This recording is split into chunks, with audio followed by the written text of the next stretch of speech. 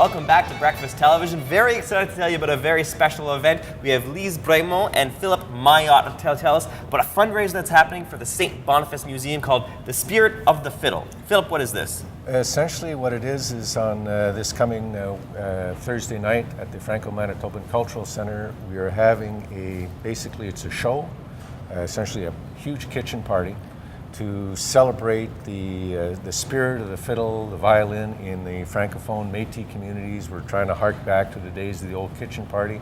We've lined up a tremendous amount of talent to come out and sort of play a bunch of old tunes, old-time tunes, and so on and so forth.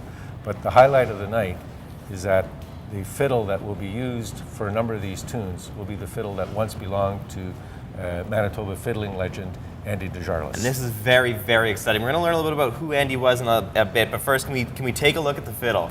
We do the honor here. Just a beautiful instrument, absolutely gorgeous. And is it okay if we take it out of the case and just very careful. Give it a little test run? It's I promise that I will treat this with the respect that it deserves. But we did do a little run through beforehand to make sure that it was tuned up and that the bow was rosined. So I mean, I know this is a very good instrument, so it'll probably play itself, but do you guys mind if I give it a little test? Go ahead.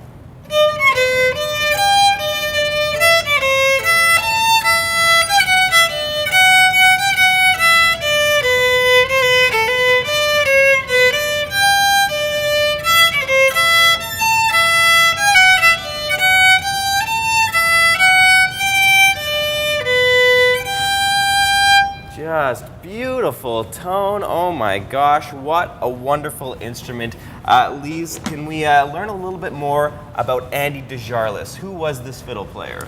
Well, Andy Desjarlais is a fiddle player. He was from a French Métis community from Woodridge.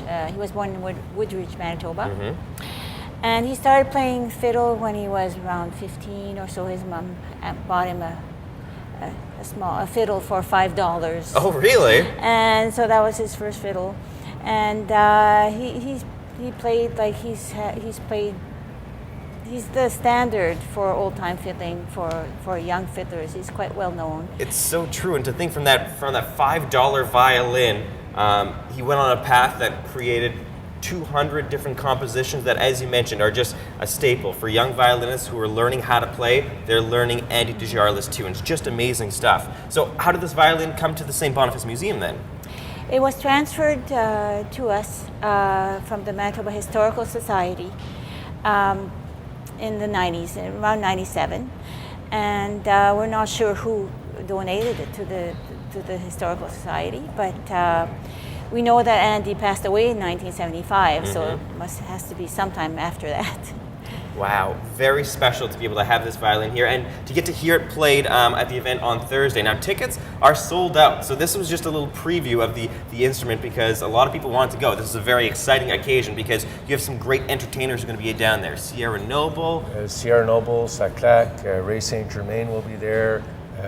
Michael Odette and his grandfather, Alex Carrière, who apparently hasn't played in public for years. The South End Fiddlers will be there, which is a sort of a rather large ensemble group. Émilie Chartier, who's a very young Franco-Manitoban fiddler and what have you. So the show is just going to be really quite special. The artists will be playing some of their own tunes. They'll be playing Desjarlais tunes. They'll be using their own fiddles, they'll be using the Andy fiddle. But the idea is just to kind of create this spirit and to remind people of this long tradition of the fiddle in, again, Franco-Manitoban Métis culture, which of course goes back to the fur trade era and beyond. It's true. Really exciting to take this artifact from the museum and give it this wonderful new celebration. Thank you both for joining us and cannot wait to see what you guys have lined up for next year. Real pleasure. Thanks a lot. Let's check in now with Jenna to see what's happening with your weather.